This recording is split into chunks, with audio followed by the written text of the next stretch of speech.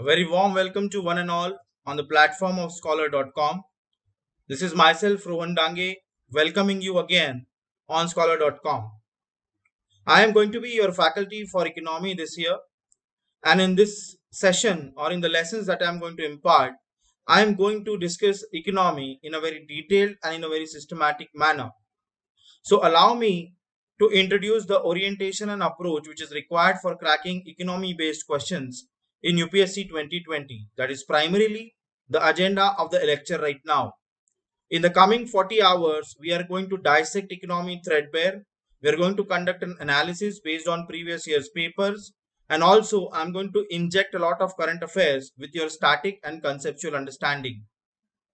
Having said that, let's begin with our course sessions on economy for UPSC 2020. So as you can see on your screens, what we're looking at is a weightage of economy in UPSC prelims, right? So this year, or rather last year, the number of questions which were asked were about 14. And if I take a look at all the last 9 years papers, it reveals to me that about on an average 12 to 15 questions are asked every year, which is of course a very sizable chunk. It's a very big number. Therefore, that it is needless to say that focus on economy is of utmost importance. Okay, economy is one of the most important subjects for UPSC prelims 2020, as has been the case every year. Now, a lot of students spend a lot of sleepless nights over the sources which are to be used. The first and the most important source is NCERT 12th class macroeconomics textbook, which you can see on your screens. This is a textbook which needs to be read from cover to cover. Okay, you have to read each and every chapter of this particular book. Again, since we are just 75 days away from prelims, unfortunately, a lot of students may have a shortage of time. But you guys need not worry about the shortage of time, is because we here at Scholar.com are going to cover a lot of NCERTs in your PPTs itself. In my lessons, I'm going to cover a lot of introductory macroeconomics. I'm going to cover all the terms and concepts, and I repeat, all the terms and concepts which is there in introductory macroeconomics in your PPTs and lessons itself. The next question that students ask is what is the weightage of economics survey and how to read economics survey. Economics survey is one such document which is of prime importance for UPSC. That is needless to say. One more thing that is associated with economic survey that you should know is the fact that the survey is published in 2 volumes, and both the volumes are very voluminous, very lengthy. At this stage, it is ill advised to read all the volumes or to read both the volumes in all and read all the chapters. That is like committing a sin. That is like committing a cardinal sin. So the thumb rule here is that one needs to do economic surveys analysis in a very, what you can say, prelims focused manner. At Scholar.com, we are going to conduct special sessions on economy. We are going to have a separate series apart from your economy series to just cover economic survey. We are not only going to take a cursory glance at the subject, but we are going to dig deep into all the chapters of both the volumes of economic survey. So at this juncture, I want to assure you that you need not worry about how to do economic survey, how to read economic survey, and from which sources to read the summary of economic survey, because we are going to do it here on Scholar.com itself. Another question on the same lines which is asked is about current affairs. See guys, current affairs is a vast section. It's a section which commands your authority on facts, data, figures, and even concepts. But then how to do current affairs which is economy related? There are many materials in the market. There are many sources online and offline which are available to all the students 24/7. So what is it that we are going to add? Here on Scholar.com, we are going to add a lot of value. Value addition is the theme of our lectures. We are going to cover even some bit of current affairs in our series on the basic concepts and terminologies of economy. That means if you cover your lessons and if you walk with me through these 40 hours, then I can take you through not only the concepts, the jargons and terminologies, but I can also take you through various editorials, the terms associated with the editorials, and also with a lot of current affairs which you may have missed, which may have appeared in the Press Information Bureau and in the newspapers as well. So we are going to also address those issues as well. So here on scholar.com, you can consider this as a one-stop solution for your preparation for prelims. Right. Now, the question that appears in most students' minds is the role of reference books. There are many reference books which are available in the market, and qualitatively speaking, all the reference books are really good, written by renowned economists and scholars and academicians. There is no doubt that the reference books serve their purpose, but they serve their purpose for university examination.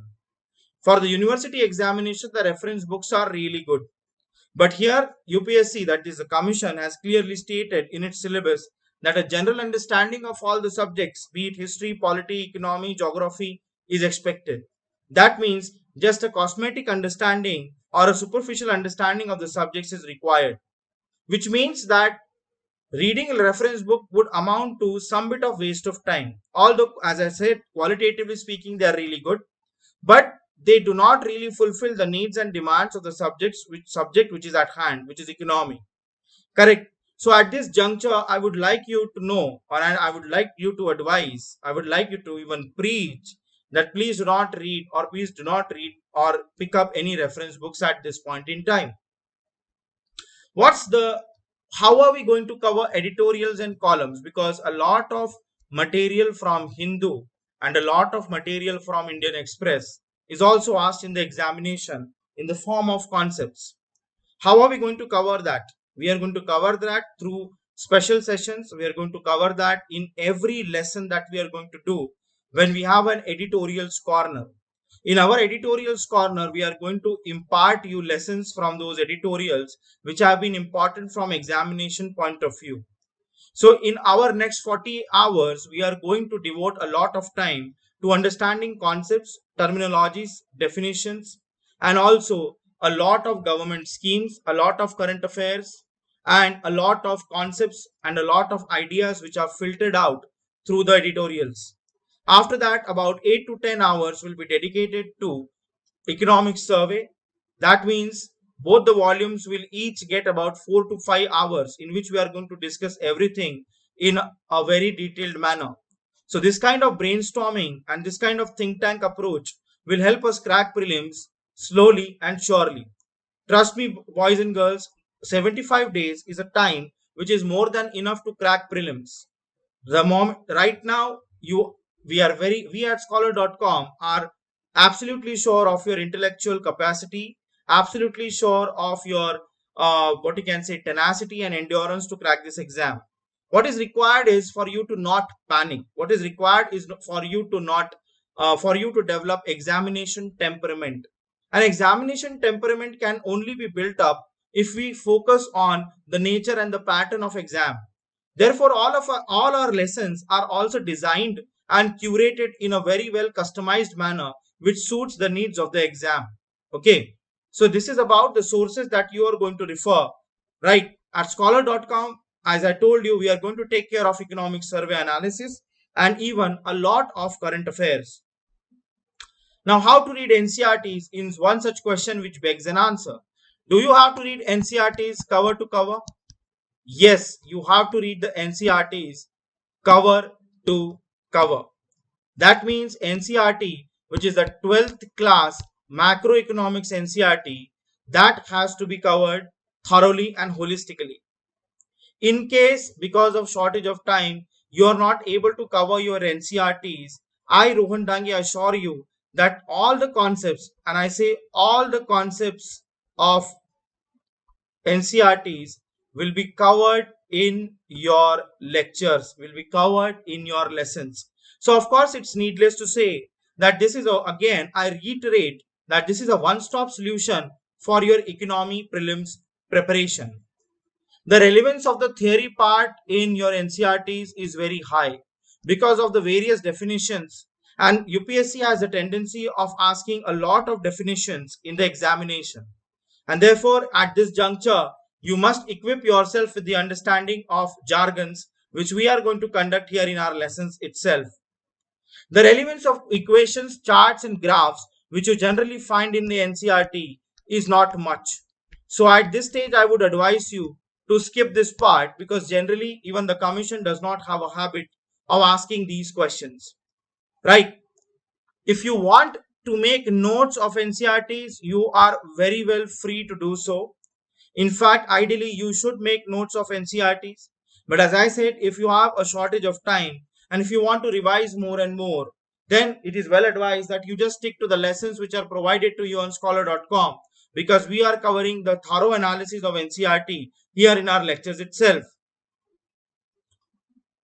How to read economic survey is also one such pertinent question which is generally asked by the students. Now, when you want to read economic survey, do you have to read it cover to cover?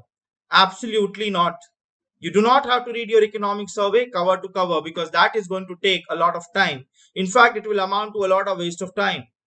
The relevance of data and figures is very low in economy prelims. Okay, the relevance of bar graphs and charts is also very low. They will ask only one or two questions on trends. And when they ask questions on trends, sometimes it is possible that they may refer to certain bar graphs and charts. In fact, the commission does not refer to bar graphs and charts. But if you have read those bar graphs and charts, then you might be able to make sense of the trends which are developing. For example, if inflation has been rising in the past 20 years, or for example, if the per capita income is declining in the past 10 years. These kind of bar graphs and charts are generally given in your economic survey. But again, those trends are going to be taken care on Scholar.com. Okay, so at Scholar, we are going to take care of all the important bar graphs and charts and all the trends which we can read out of that, and also the literature which is filtered out in the boxes given in the economic survey. That is also going to be covered in a thorough and a holistic manner. So the role of faculty here is to give you a very good understanding of all the concepts from NCERT. Another role is basically to talk about all the concepts of NCERT, all the concepts not just from NCERT, but from the point of view of the subject, right? So this is what we are going to cover in the upcoming 35 to 40 hours, which is a good enough time to cover your economy. For economic survey, we are going to devote another 8 to 10 hours separately, in which we will discuss each volume in 4 to 5 hours each. Okay, so that's good enough time that we are going to dedicate. So we are not going to rush through our lectures. In fact, we are going to have a very detailed understanding of the subject from all angles possible. Okay, how to read current affairs is also one such vexed question which a lot of candidates are saddled with.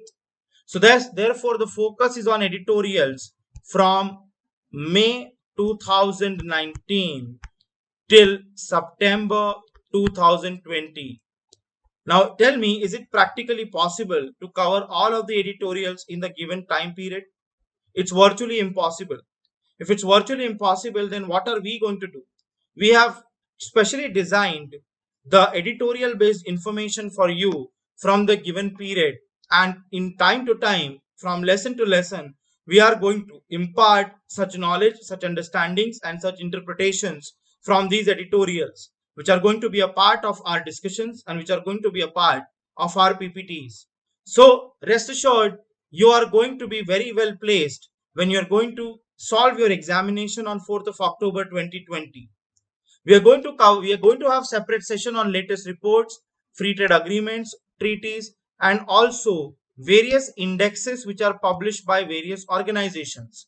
We are going to have special lectures in the end, and we will be dealing with all these reports and indexes from the point of view of how it is asked in the examination. And the same pertains to government schemes. A lot of at least 2 to 3 government schemes are asked by UPSC every year, right? So the terms which are in news, the definitions which are in news, latest reports, indexes, free trade agreements, the treaties, the editorials, and the government schemes are all going to be covered in a very systematic and in a very exam oriented manner here on Scholar.com. So I have compiled some questions for you here. The idea behind the compilation is to give you an idea, or is to give you a brief understanding on how to focus on economy, or what kind of questions to expect in economy. See, understanding the kind of questions that UPSC is going to ask is half the battle won. Because when you know the kind of questions which are asked and the language which is adopted by UPSC, then while reading your books, while reading your NCERTs, while going through the material on Scholar.com, you can make sense of it. You can in your mind you can start framing questions while you're reading topics like public finance, national income, money and banking, and so on and so forth. So the first kind of questions which are asked in the examination are the current affairs based questions. But before we discuss these questions, let me also tell you that all the next 10 to 12 questions that we are going to discuss have all appeared in the examination in the past. These are all questions taken from 2017, 2018 and 2019 UPSC prelims. So these are all actual UPSC questions. The first question is, the Global Competitiveness Report is published by International Monetary Fund, United Nations Conference on Trade and Development, World Economic Forum, and World Bank. So the answer to this is, as you can see on your screens, World Economic Forum. So yes, all the reports, all the organizations, all the publications are going to be covered here on Scholar.com in separate sessions that I am going to curate and design for you. So the package is going to be designed in such a manner that such questions could be easily taken care of. Another question which was asked in 2018 prelims was on Atal Innovation Mission. So they have asked, Atal Innovation Mission is set up under the Department of Science and Technology, Ministry of Labor and Employment, Niti Aayog, and the Ministry of Skill Development and Entrepreneurship. The answer to that is Niti Aayog. Again, how do you know about this information? By going through all the important government schemes. Now, which are those government schemes that one has to read? The schemes which have been mentioned explicitly in the economic survey. Those schemes assume absolute importance. Apart from that, when you talk about the government schemes, all the schemes which have been mentioned specifically in the union budget of the current year, those schemes are also very important. So the schemes from economic survey, union budget, and the schemes which have time and again repetitively appeared in the newspapers, those schemes are also going to be covered by me. Okay. With reference to Asian Infrastructure Investment Bank, consider the following statements. AIIB has more than 80 members nations.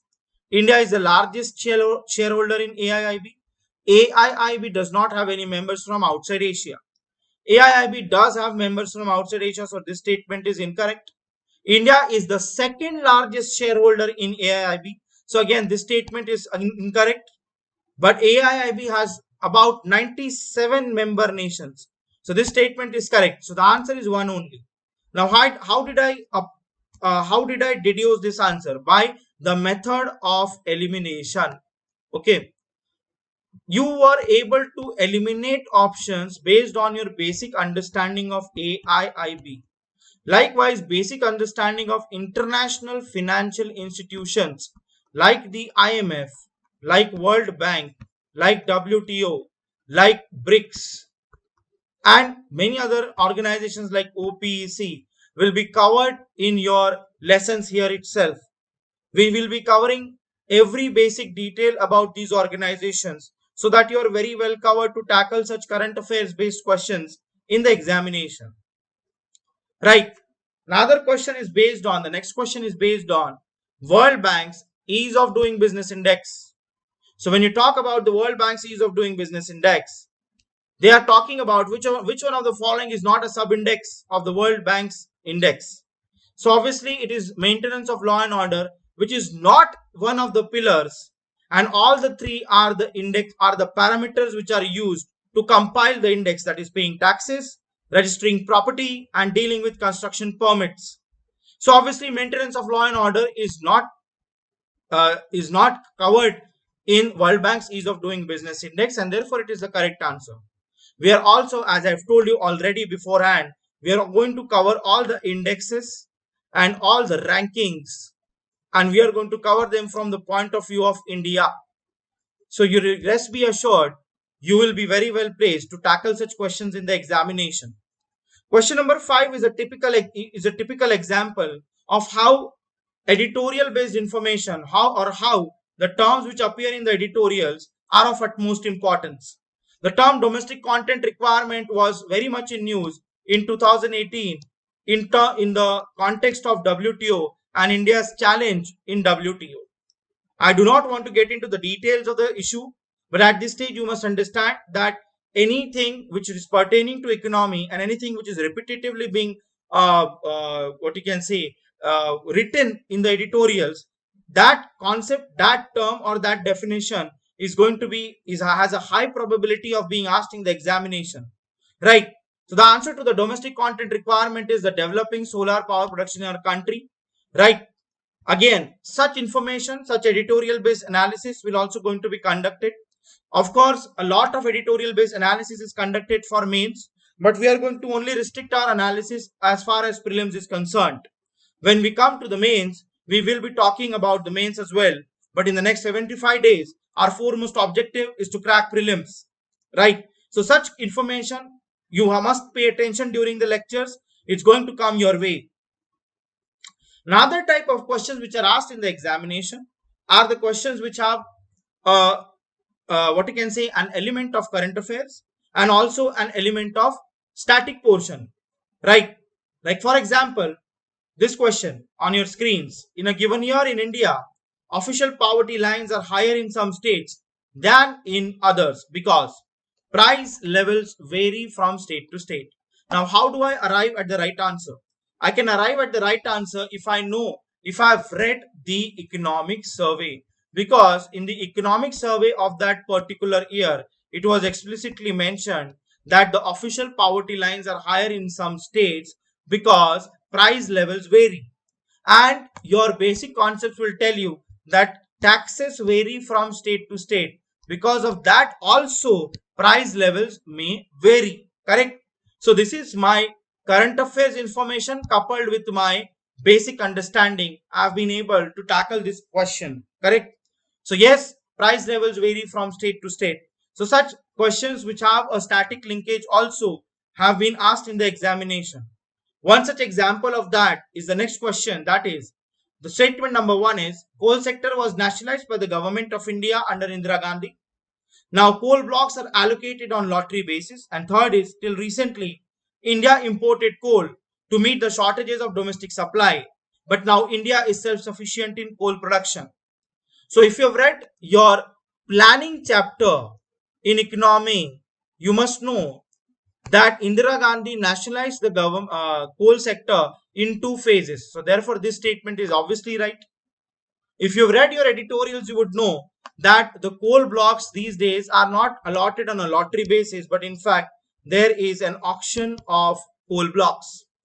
Also, your editorial based understanding or editorial based reading will come in handy, because if you've read editorials, you would understand that India is not self-sufficient in coal production. In fact, India imports a lot of coal from countries like Indonesia, South Africa, and even Australia. So when you talk about the statements, only statement 1 is correct. Again, this is a typical example of what happens when current affairs is integrated with your static understanding, right? The third and the last type of questions which are typically asked in the examination are the concept based questions or the NCERT based questions. Concept based questions or the NCERT based questions are directly lifted from NCERTs many times, and I promise you and I assure you that there is going to be a high probability that a lot of questions will be asked from the lessons that we are going to cover here in our lectures as well, right? So question number 8 is about bank rate. It's asking, what does a bank rate indicate? An increase in the bank rate indicates that the central bank, which is the RBI, Reserve Bank of India, is following a tight money policy. That means what? That means that they are increasing the interest rates. Obviously, this is covered in the money and banking chapter of NCERT. At this stage, do not worry. if you don't understand what is the relationship between a tight monetary policy and interest rates, because I'm going to cover this chapter in great detail. Right now, I'm trying to give you a gist of how basic concepts are straight away lifted from NCERTs. Next question is about the national income of a country, which is nothing but the total value of goods and services produced by the nationals. Correct? This is again from chapter 2 of NCERT, which is national income. Okay, so such concept-based questions or NCERT-based questions are directly lifted and directly put into your question paper by the commission. In question number 10 also, they are talking about human capital formation as a concept. Answer is 2 and 4. Human capital formation is basically increasing the knowledge, skill levels and capacities of the people of the country, and obviously it pertains to accumulation of intangible wealth. Now again, I understand this through my NCERTs, where human capital formation is talked about in detail. So you understand that human capital formation is basically the capital which you gain from humans. That is, if humans are more educated, if humans are more skilled, then they will add more growth, then they will contribute more to the nation's GDP, which will lead to the accumulation of intangible wealth. Knowledge is an intangible wealth. Intangible is something which cannot be seen. Knowledge and skills cannot be seen. Therefore, when you acquire knowledge and skills, that's called as intangible wealth. So options 2 and 4 are correct. A rise in general level of prices, which is nothing but inflation. So inflation is spectacularly and excellently tackled in the NCERTs, and also we are going to tackle the topic of inflation in our lessons, apart from all the other topics that we are going to cover. So all the three statements, that is an increase in the money supply, a decrease in the aggregate level of output, and an increase in the effective demand, are correct. Okay. So again, your basic understanding will help you answer such questions. The last question is about demographic dividend. Demography means population and dividend means benefit. So when a population develops skill, it gives you benefit. So this is a very easy question which you can understand and answer through your understanding, which we are going to cover here in the lessons, through your understanding of editorials, which we are going to cover here in the lessons, and also some portions which are going to be covered from NCERTs. So such straightforward questions are also asked in the examination. And I again repeat that whatever questions that I have discussed have been asked in the examination in the past 3 years. So by now, I hope that you have gotten a good gist of whatever that we have discussed. So let's assume and let's embark on this process, this enriching process of tackling UPSC in 2020. This is myself, Rohan Dange, welcoming all of you on board to Scholar.com. Here, we are going to together crack UPSC. We are going to conceptualize, design and curate a program that is going to enrich your understanding and that is going to definitely give you 5 stars as regards the level of your preparation is concerned. So this is myself, Rohan Dange, signing off from Scholar.com. I will see you very soon in the next lesson in which we are going to embark on our journey of learning economy. Thank you very much.